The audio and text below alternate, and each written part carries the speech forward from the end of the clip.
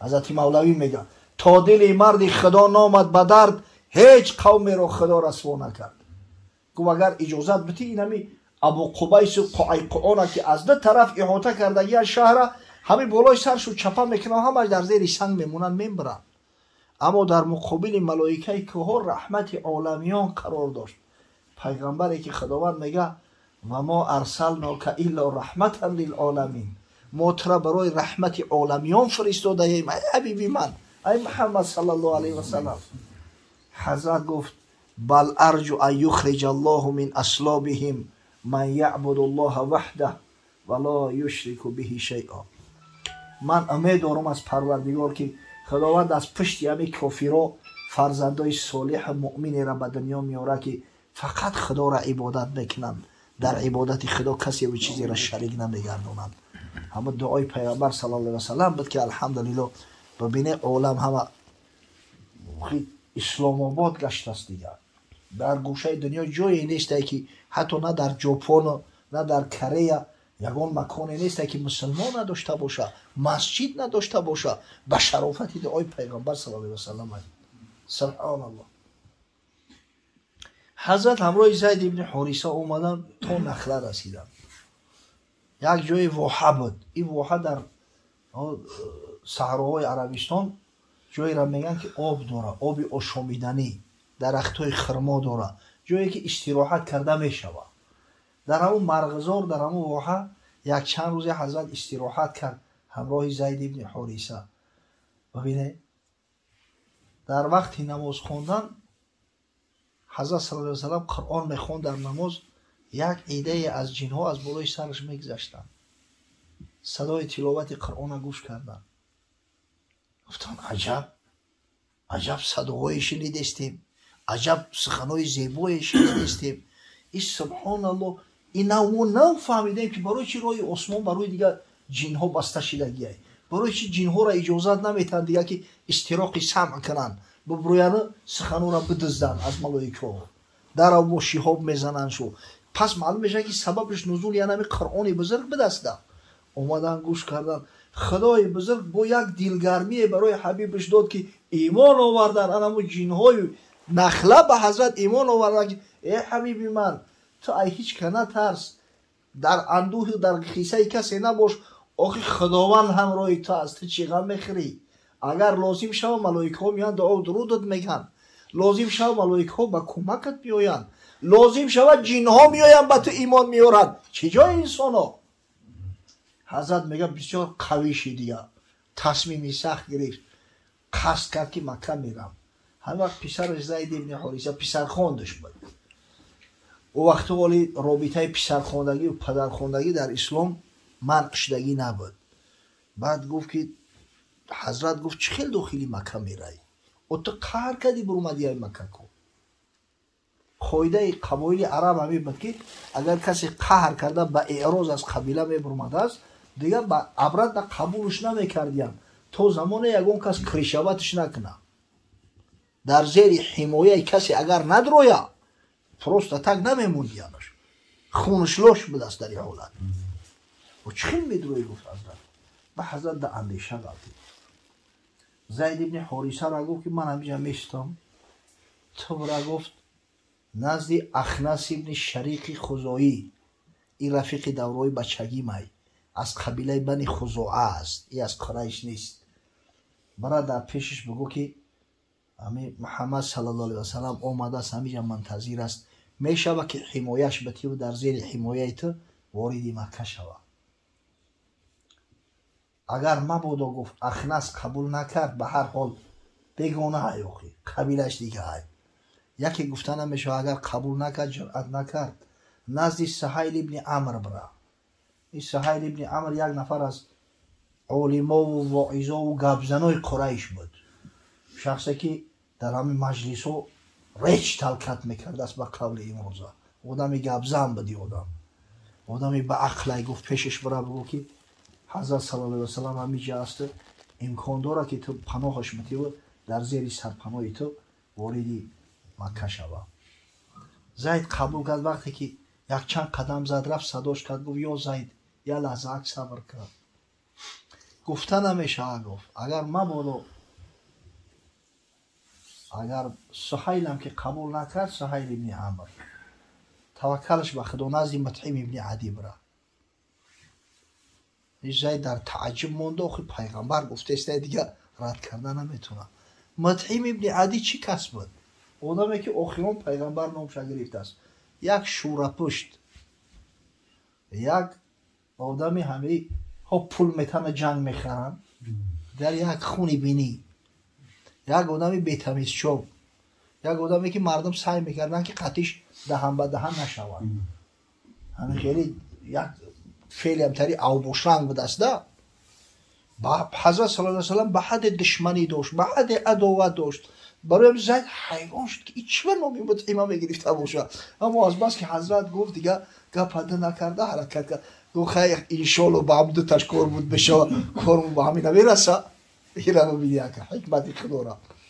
نزد اخنس ابن شریک اومد. گفت حضرت در همین نزدیکی است. گفت به خاطر هم دوستی و رفیقی که در جوانی داشتیم میتونه که من پناه بده. گفت من به خاطر محمد شده با قریش دشمنی نمیکنم، قبول ندارم. زید میگه داخل مکه اومد نزد سهیل ابن عمرو. گفت حضرت در همین جای نزدیکی ده. گفت آیا امکان داره که تحت زیر حمایت تو داخل مکه شود؟ گفت مدام قهر کرد رفت دیگه کجا میآید؟ من گفت به خاطر محمد شده با ابو جهل دست به گریبان نمیشم، قبول ندارم. گفت اینم رد کرد. ناعلاج آمد نزد مطعم ابن عدی. مطعم ابن عدی همین وقتی خروک چوش به دست عبید میکرد دست بگیر، همین او ششتگی طعام خورده است که نزدش آمد زید ابن حارثه. گفتن که زید ابن حارثه است، پسرخوند محمد صلی الله علیه و سلم. گفت بگذار بیاید. آمد بالای سرش اومد. گفت یا مطعم، حضرت گفت در همین نخله است، مرا فرستاد. گفت همین آیا امکان داره که همین مطعم ابن عدی ما را زیر حمایه خودش قرار بده؟ این همین قد گفته است. همین آدم آبوش پرید ایجاش خیست، نه عرضت همه جمع بشه. گفت همه برادروشا، فرزندوش، جیانوش، حتی غلامورا همه مسلح شی که وای کاری سریوس دیگه. یا که جنگ شود دیگه رزمور کشید به جنگ نمیشود. همه را مسلح کرد. میگه خودش پیشویش مردم ای قفاش اومدن نزد خونه کعبه. گفت معشر قریش، من محمد پناه دادم. سبحان الله. آمد نزد حضرت احاطه کردن، اطریه در گیردش جمعه سرسخترین دشمناش. خدای تعالی کسی را عزت بده، الان دشمناش محافظتش میکنن. آمدن میگه در مکه در اومدن. حضرت گفت من همین 2 رکعت نماز میخوام در پیش خونه کعبه بخونم بعد خونم برم. الان در زیر حمایت شو اومد پیش خونه کعبه. الان تا گیرد ایستادگی در اطرافش 2 رکعت نماز خوند. حضرت دعا کرد، خیس اومد.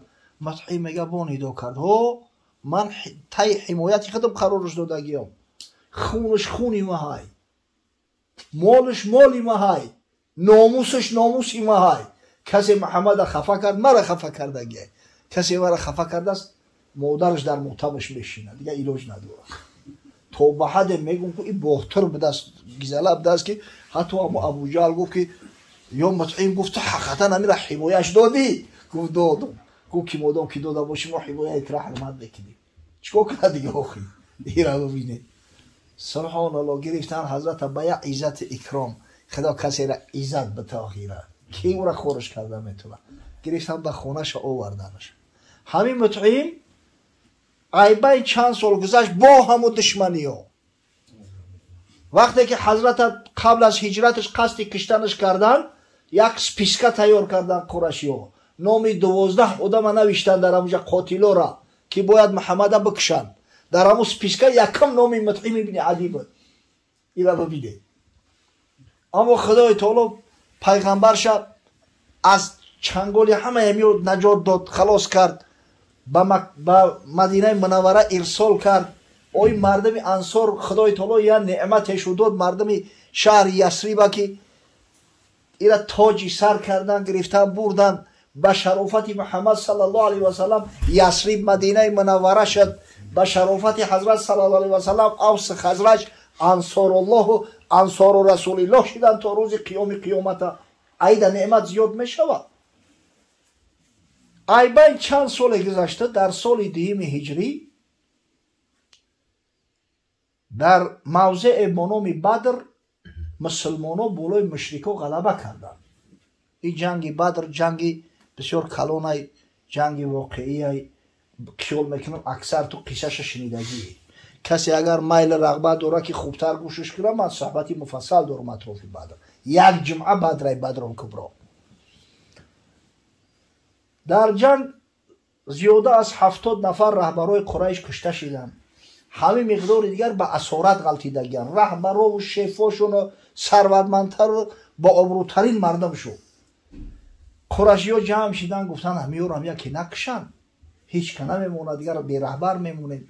برای مصلحت مشورت کردن گفتن بیای آدم بفرستیم نزد محمد صلی الله علیه و سلم. قطیش گفته شنید کنیم که در عوض پولی کلان همینا رو آزاد کنه. چی مقدار مبلغی میخواهم میتیم، فقط که همین امین باشن، سالم تندرست به نزد ما بر بگردن. یک دلیگاسیا ترتیب دادند، عبارت از چند نفر نزد حضرت فرستادند به شهر مدینه منوره. میگه دلیگاسیا اومد گفتن یا محمد صلی الله علیه و سلم ای کشتن همیو چی فایده، خوبتر نیست که در دستی ما تسلیم شون کنی، ما در عوض هر قدر پول و مال میخواهیم میتیم، هر چی شرط داشته باشی ما قبول میکنیم. میگه حضرت هم تیا نگاه کرده گفت مطعم ابن عدی در بینتون استه. الله، مطعم ابن عدی همراهتون است؟ گفتن نه، مطعم پیش جنگ بدر مرد، همون شورپش مردم دست پیش جنگ بدر. حضرت گفت قسم به الله اگر مطعم زنده میشی همین نمیدهن قطعی. میگفت که یا محمد همواره آزاد کن، بگذار خودش نمی اومدم یک خچک می نوشت که محمد همین را آزاد کن، قسم به الله به یک شرط قید آزاد شو میکردم. سبحان الله. این را ببینید حضرت قدردان و قدرشناس بود، به قدر مردی مردم میرسید، حتی اگر هم مردک مشرک هم باشه. مطعم ابن عدی که مشرک دشمن نمره یک شای میگه بنی میدهن، اگر میگفتم 70 دشمن تا آزاد کنم من آزاد شو میکردم. خشو به حال مسلمانی که امتی رسول الله صلی الله علیه و سلم پیروی حضرت سنت پیامبر زنده میداره، این حضرت دوست بداره و پیروی پیغمبر کنه، چی درجه و منزلت های را خدای تعالی براش عنایت میکنه. الله اکبر.